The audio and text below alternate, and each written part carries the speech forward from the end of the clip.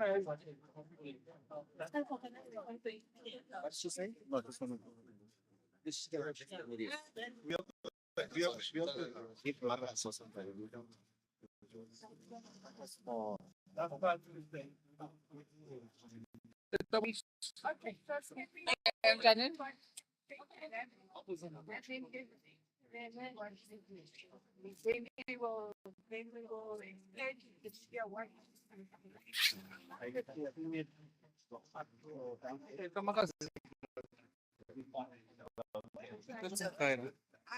Ay, kinyo mo yan. Because I said to the man responsible for, you think this project. For the failure, we can, if you want. What is it?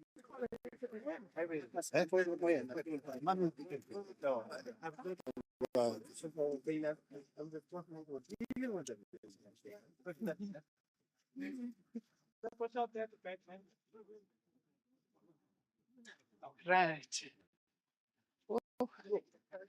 Please, we don't want to throw you over either.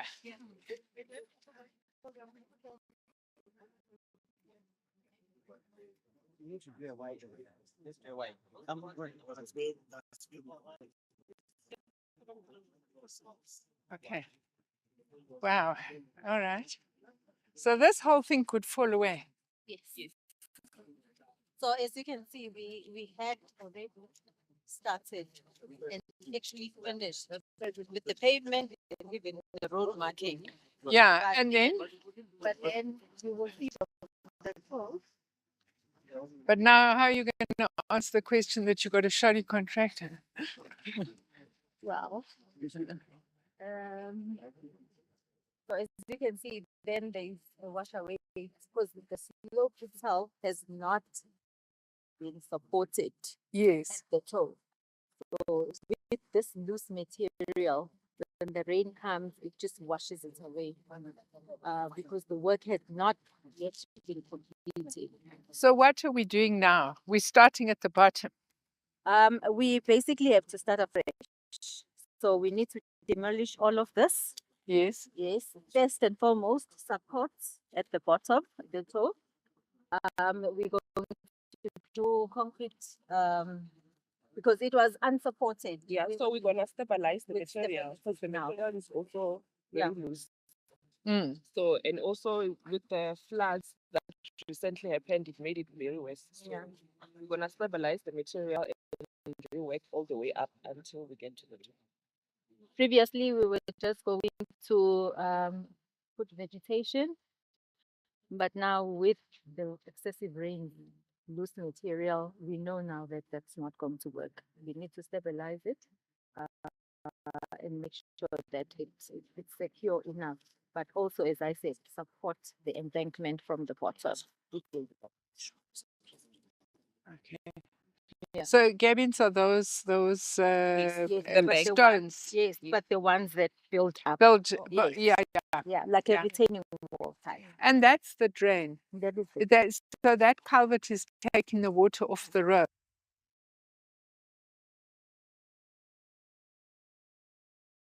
Okay. And that blue pipe there, There's- The temporary pipe. The That- temporary pipe to take the water out away from the flow, from the slope. oh, okay. Okay, it's open. all right. And those are the service leaves, right? It's so what we've done in essence now is when we started working, there was still a lot of water in the full itself.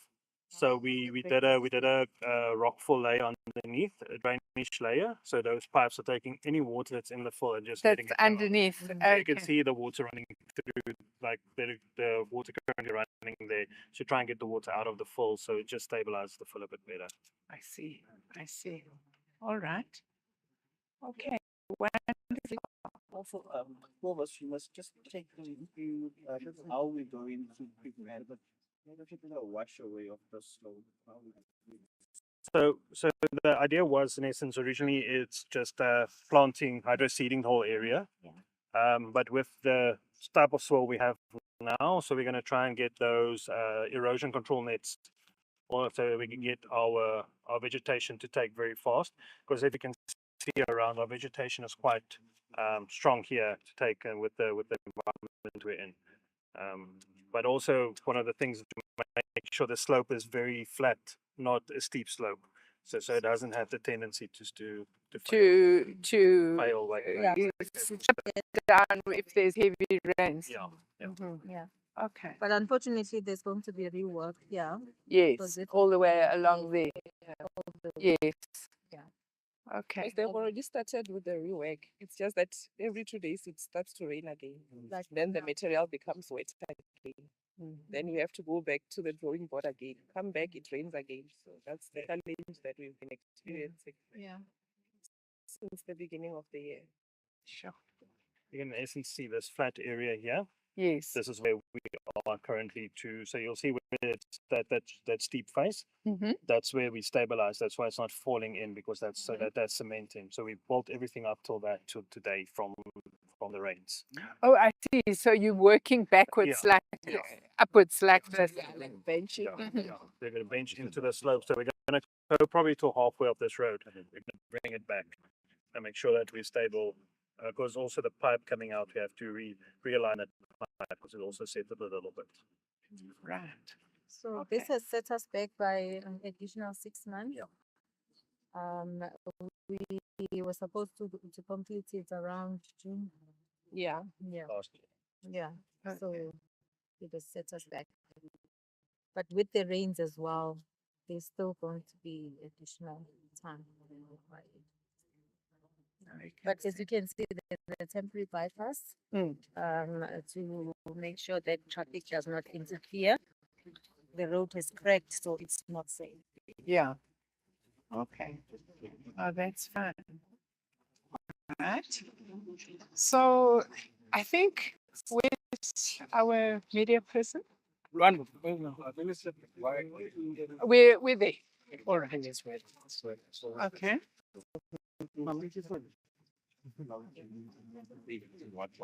Okay. I'll stay in my black. I'll stay in my black. Oh, you want me? All right. All right. Okay. Okay. Coming there. Where's the MST? MST is here. Do you want me here? Thank you. Good day, Minister. Hello. How are you? I'm very good. Thank you for coming Thank you. out here. Thanks for coming to get wet.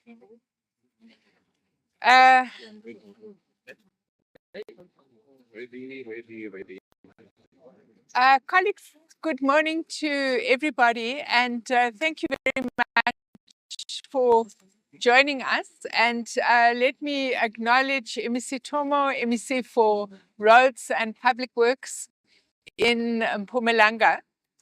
Today, what we are doing is that we are visiting all of the 5 sites on the R40 where there has been significant flood damage over the past year.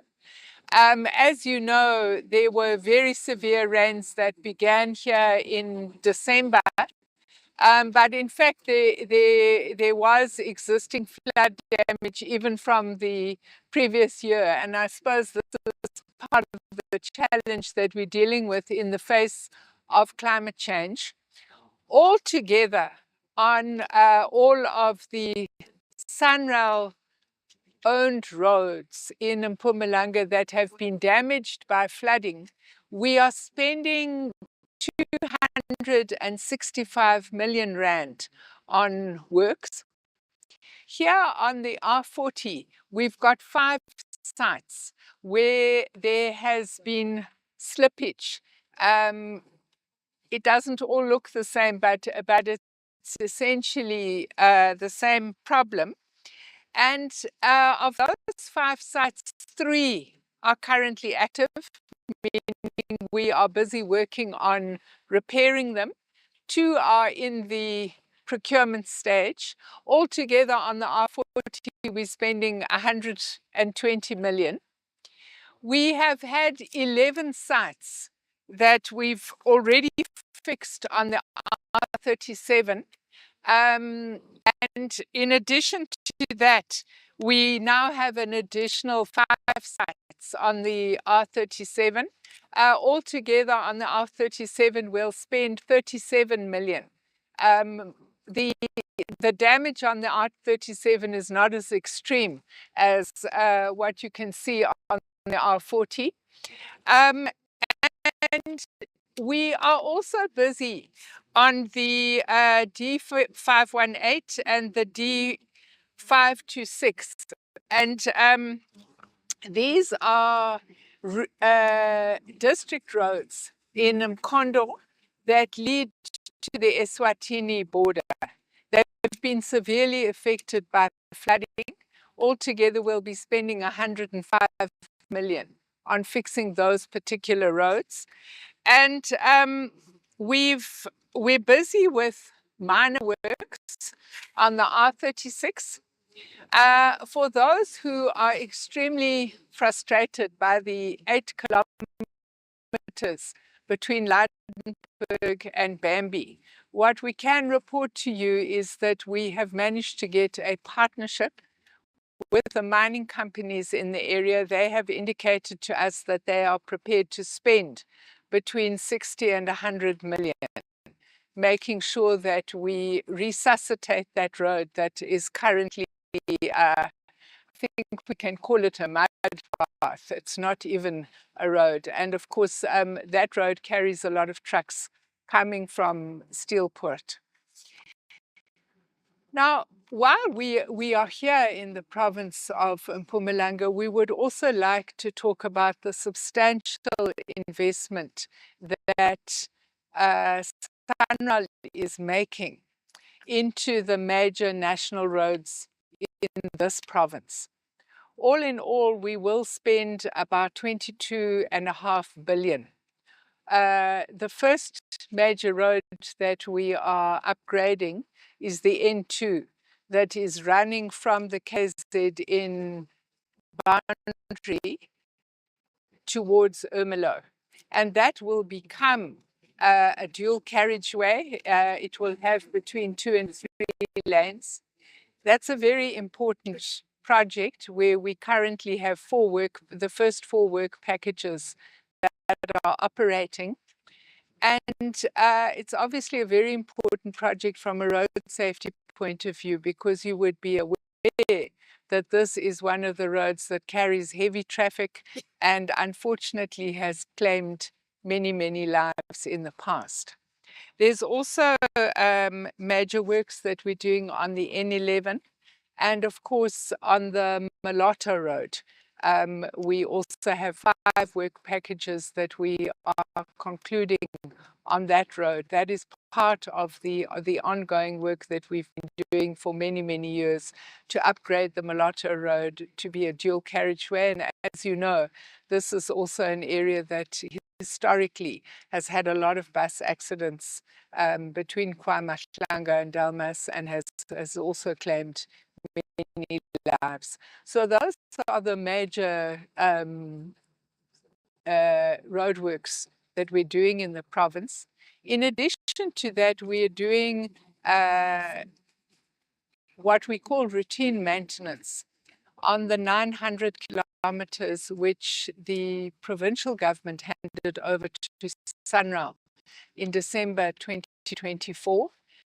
Altogether, we have taken over now 4,700 kilometers of roads here in Mpumalanga. And those roads are now part of the SANRAL routine maintenance process. All of our major construction works involve significant job creation. The N2, the N11 and Moloto will create 3,000 full-time job equivalents.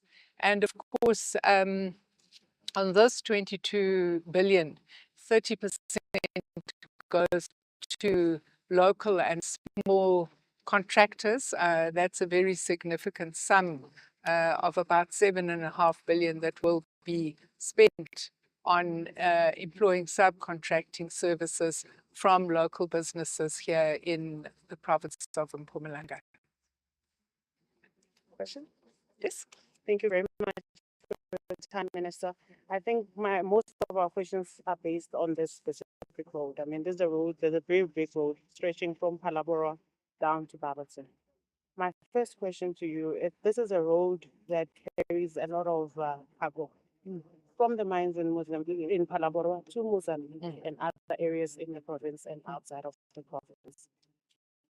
Are there any plans underway to move cargo? Because R40, it's not really a big road. There's a lot of traffic as well. Are there any plans from removing this cargo maybe back to the rail? Well, one of the good pieces of news I can give you is that Minister Godongwana announced that the budget facility for infrastructure has allocated, I think it's 3.7 billion for the coal line. And that obviously most of the movement on these roads is coal. And that is major rehabilitation of that line so that we can increase the number of trains that we are running and we can increase the numbers of million tons of cargo that we are carrying. Yesterday, I had a meeting with my counterpart from Mozambique, and what we've agreed with him is that during May, he will come to South Africa and he will bring his rail company and we will facilitate a meeting between his rail entity and Transnet. And the purpose of that meeting is to discuss whether we can do a joint rehabilitation of the railway line that goes to Maputo. Because what you would understand is most of the trucks that are traveling on these roads are actually going through the Lubomba border post bound for Maputo. So we're going to be having that discussion. We have similar discussions going on with my counterpart from Botswana, where we would have a joint rail line that we would want to jointly support. So I think that both in the short term, we're trying to get the tons up on the current Transnet line. Obviously, that commodity would be moving to the port of Richards Bay. And as you know, it is our intention to upgrade the dry bulk terminal at Richards Bay. It currently is moving about 12 million tons.